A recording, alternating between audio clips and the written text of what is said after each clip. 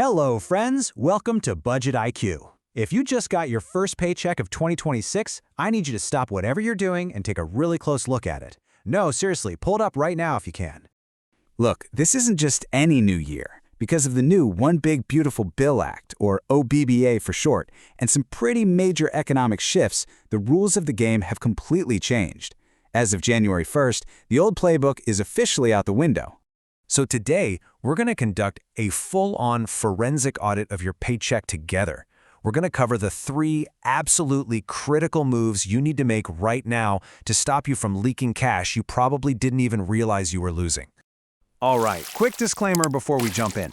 I'm about to walk you through all these new laws and what the experts are saying. But remember, your personal tax situation is like a fingerprint. It's totally unique to you. So please, treat this as educational guidance, not personalized advice, and always, always run this stuff by your CPA. Okay, let's get right into it. Step 1 is what I'm calling the tax-free audit. We're digging into your pay stub because the way you're taxed on things like overtime has fundamentally changed, especially for all you hourly workers out there. So, effective immediately, there's a new federal deduction for something called qualified overtime pay. But here's the detail that you absolutely cannot miss. It's not a deduction for all of your overtime pay. It's only for the premium part, the extra half in time and a half. So let's say you make $20 an hour normally and $30 for overtime. It's that extra $10, the premium, that you can now deduct.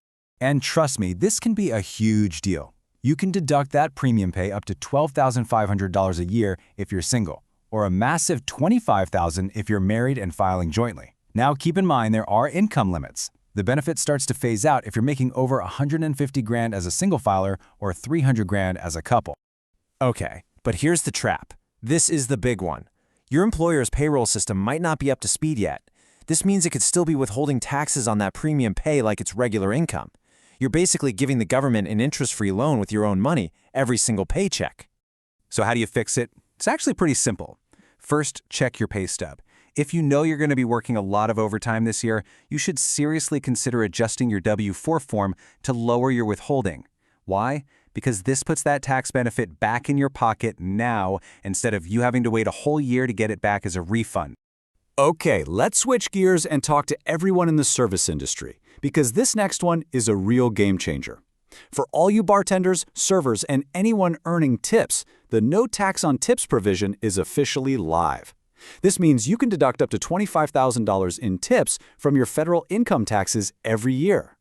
Think about it. For years, the temptation was to underreport cash tips to pay less in taxes. But in 2026, that whole incentive is flipped on its head.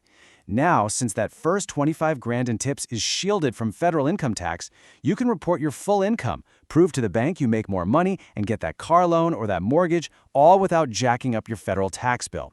Just remember, this is for voluntary tips, not those mandatory service charges some places add on. Now, if you're 65 or older and you're still in the workforce, listen up. The OBBA created a brand new deduction of $6,000 for working seniors. That's $12,000 for a married couple. But I've seen some bad info floating around that all seniors get this, and that's just not true.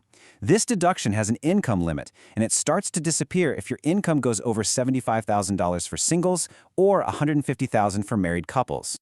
All right, moving on to step number 2, we have to recalibrate what I call your pre-tax defenses. Inflation is still a beast, especially when it comes to healthcare and childcare costs. The good news is the IRS has finally raised the contribution limits on some key accounts to help you fight back. Parents, this one is for you. If you've got kids in daycare, you have to hear this.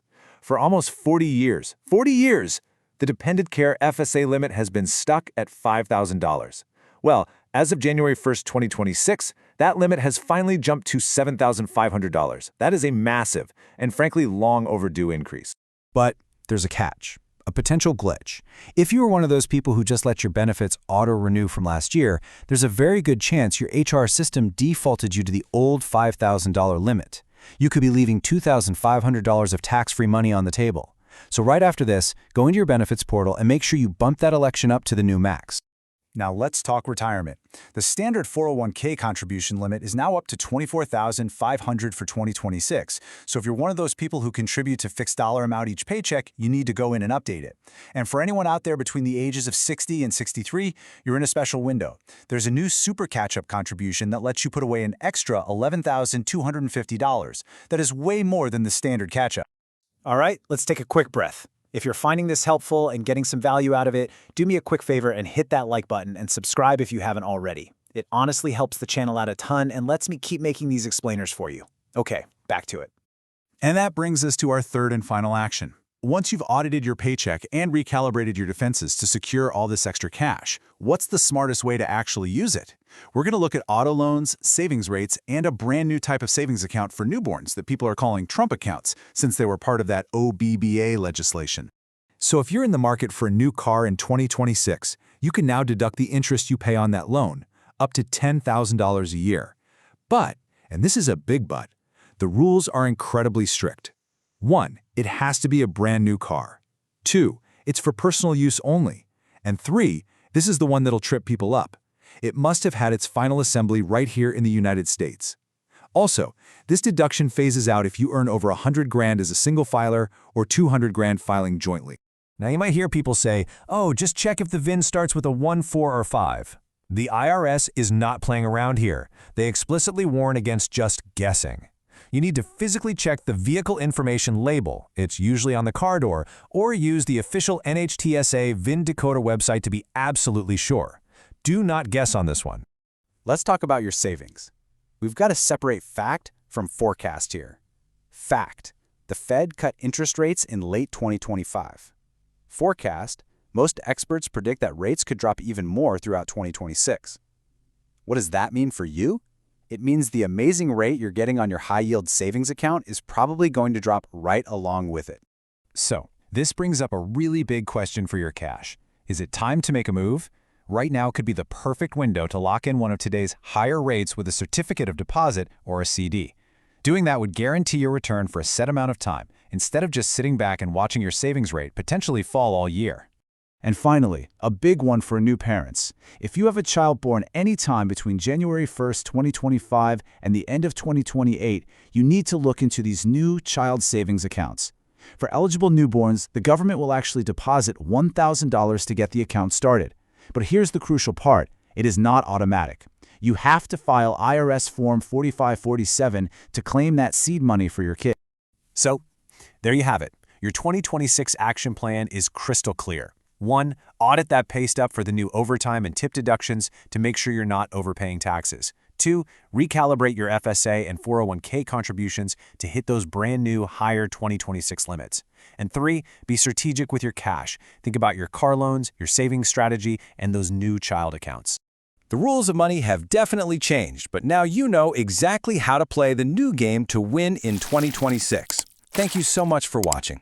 If this explainer helped you out, a quick like, comment, and subscribe goes a long way and really motivates me to keep making more. I'll see you in the next one.